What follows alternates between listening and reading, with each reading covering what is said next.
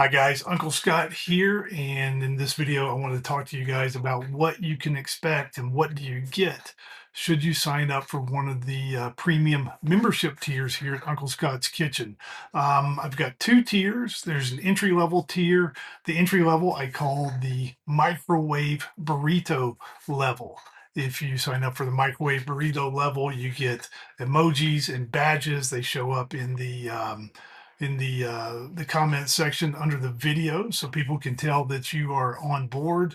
You also get priority reply to comments. So if you ask a question or post something under a video, I will try and respond as quickly as possible. Now, the full tier, the premium level, I call the Great Home Cooks Club.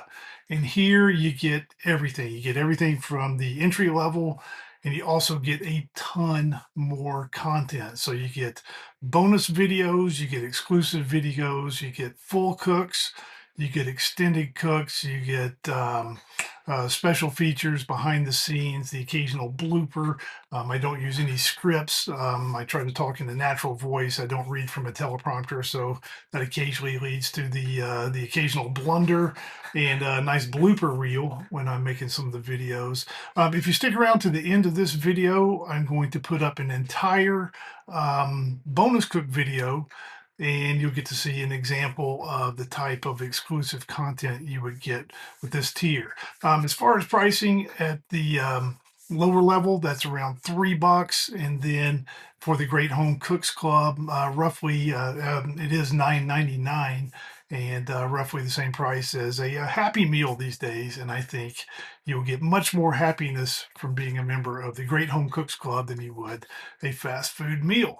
So with that said, I hope you subscribe. And if you do, regardless of the tier, you will be thanked in upcoming videos. And just a little bit of life advice. It's always nice to say thank you when someone does something nice for you. So I really do appreciate the members we have so far. And with that said, I'm going to roll a full extended bonus cook video. And this would be an example of the type content you would get as a member of the Great Home Cooks Club. What's up, Great Home Cooks? Uncle Scott here, and in this video we are going to cook some chicken persillade. This video is the exclusive bonus extended cook for you guys that is related to the Falk Copper Core pan review that I'm working on. Now, chicken persillade in a nutshell, it is lightly browned chicken with a finishing topping that is made with chopped parsley, garlic, and chives in my version here. I originally learned this recipe from watching Jacques Pepin's videos. Back during COVID, I took a cooking course through the Jacques Pepin Foundation, and there were several hundred lessons, and we had to fix various dishes. And for my final project, my final exam, I had to prepare a multi-course meal, and the main course was this chicken persillade. I'll put a link to Jacques Pepin's video below. I actually make a couple of changes to the recipe, which we'll go through here in a minute, and one of them I liked, and one of them I don't like so much, and I probably won't do it the next time. Now, persillade is French, and it's kind of the combination of the words for parsley and garlic. So let's go through some of the prep here. For my parsley, I'm using flat Italian parsley here, and I kind of pull my parsley apart and arrange the tops in a little bit of a bouquet. I turn that over and start to roughly chop the parsley. I don't use all the stems, and if I were a TV chef, I would say I save these to go into stock for later, but actually these just go right in the trash for me. And then I chop my parsley. And Jacques Pepin tells the story of when he was little, his mother would put this topping made with the chopped parsley and garlic and other herbs on almost everything he ate. And I kind of squeeze it in a paper towel to remove any excess moisture. It just makes it a little bit easier to work with.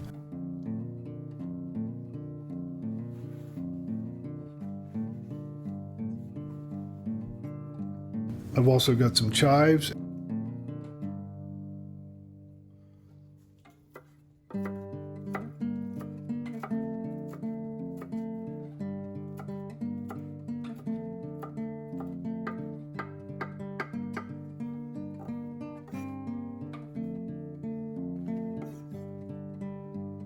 Got my garlic here. These have been peeled and smashed, and now I'm going to chop these up.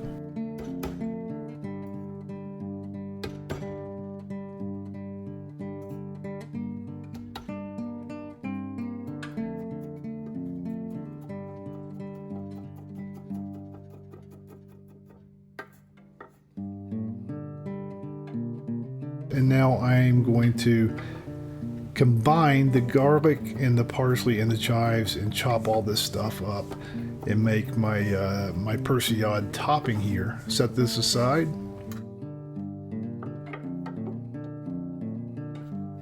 Here are my 2 twists on Jacques Pepin's Persillade recipe.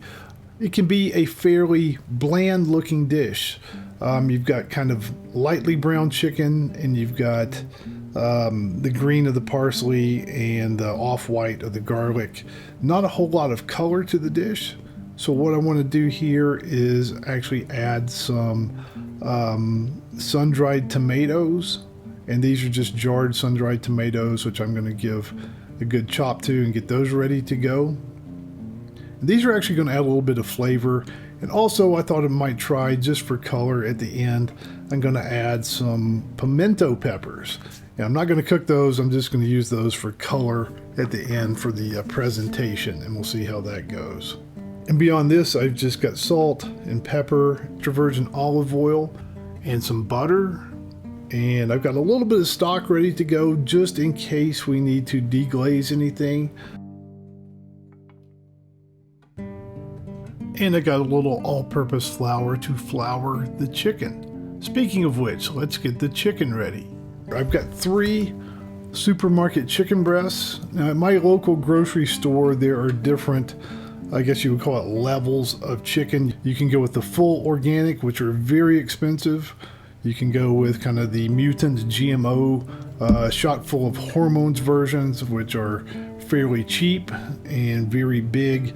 The ones I'm using here are kind of a middle tier. They're not completely organic, but they claim to have no added antibiotics and growth hormones. So kind of the mid-level chicken breasts here.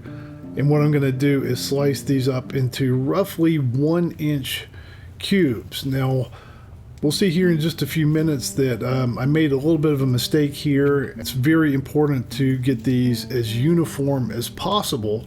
A couple of my cubes ended up being slightly bigger than the others, and it took them a little bit longer to cook. Get them as even as possible, and they should cook at the same rate. Now I'm going to leave my chicken on a plate while I get the rest of the ingredients ready. In a minute, we're going to flour these chicken pieces right before we add them to the skillet. And as Jacques Pepin says, you don't want to flour them too early because the flour can kind of get gooey if you leave them too long. So these are ready to go. Now we are ready to cook. I'm going to bring the Falk up to medium heat on my gas stovetop. As it is heating up, now I am going to salt, pepper, and lightly flour my chicken pieces.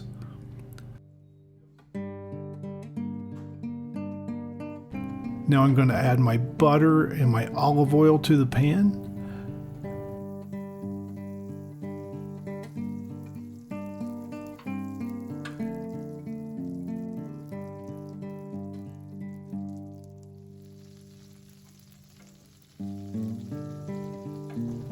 And now I'm going to add my chicken. What's really impressive here is that this Falk can hold 3 entire supermarket chicken breasts in one batch.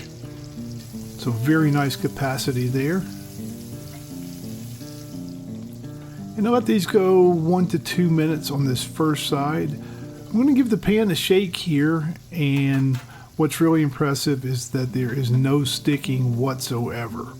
All that chicken really slides around. Now, moving the pan back and forth on iron grates is probably going to put some scratches on the bottom of the pan. That's okay. The bottoms of all my pans are scratched up, and that just means I cook a lot with my cookware. Get these guys flipped over and let them cook on that second side. Now, Jacques Pepin can tell when his chicken is done merely by poking it with a knife. I need a little bit more help than that, so what I'm doing is using my meat thermometer to make sure all the chicken is up to temp. Here is where that error I mentioned earlier comes into play. All the chicken is done here except for 2 pieces, and they're the 2 of the pieces that were a little bit bigger than the other ones.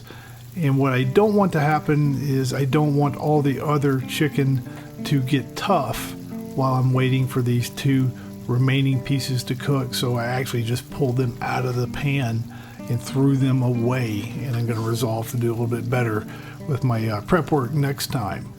And now what I need to do is add that persillade. Here I made another couple of mistakes, and these are a couple of bloopers. I added the persillade and everything was fine.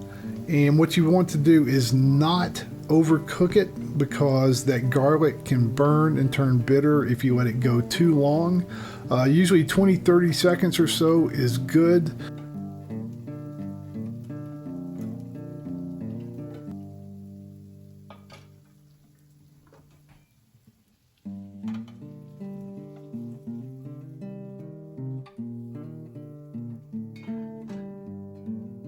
But what I forgot to do here is add the sun-dried tomatoes. So I put everything back in the pan, added the sun-dried tomatoes. Now the sun-dried tomatoes, they're jarred, they're from the supermarket, and they don't need to be cooked, but I do want to bring them up to heat. So I got those incorporated in, and then took everything back out of the pan. And the sun-dried tomatoes, they're fairly dark in color. So they add a little bit of color. They also add some nice flavor, and I really did enjoy the flavor of the sun-dried tomatoes in the finished dish. Now I got the dish plated up, and I saved a couple of parsley sprigs for decoration. And also what I wanted to do here was, just for presentation and color purposes, I took some red pimentos, and I dried these, and I place these around the dish, and I think it gives a little bit of a color pop to the final dish. But I don't think I'm going to use the pimentos again, just because there's too much contrast between the bright red of the pimentos and the darker red of the sun-dried tomatoes. So I'm just going to go with the sun-dried tomatoes next time. Also, another little blooper here. You don't get to see it happen on camera, but as I was getting ready to plate and take the pictures, I like to take pictures of the food right when it is ready. There's a half-life when it comes to food right out of the pan, and the longer you let it wait between cooking it and taking the pictures, the kind of more dull it becomes. You want to get it when it's fresh. And what I did was knocked over a container of stock, and I flooded the counter and everywhere where I was going to take the picture, so I had to pause here and get towels and clean up a big mess. Another slightly interesting thing that happened is when I was taking some of the video of the chicken persillade, I must have inadvertently hit the slow-mo button on my iPhone, and at slow motion speeds you can really tell the flicker from LED lights, and that is kind of disturbing. All that aside though, the chicken persillade turned out really nicely. My wife and daughter and I chowed this entire batch down for lunch, and my little daughter, who's only 11 months old, we cut up the chicken in very small pieces, and she actually loved it. So that makes old dad here proud. And as far as the Falk goes, tremendous capacity, very impressive to be able to cook 3 chicken breasts in one batch with no crowding. I think it produced some nice even cooking on the gas flame, and I've really got to say that I'm impressed with the stainless steel cooking surface. Now it is not non-stick by any means, but for a stainless steel cooking surface, I have had surprisingly little sticking with anything I have cooked. So chicken persillade, give it a try and see what you think. Hope you enjoyed this extended cook video. Thank you very much for being a member of the Great Home Cooks Club, and we'll see you again next time.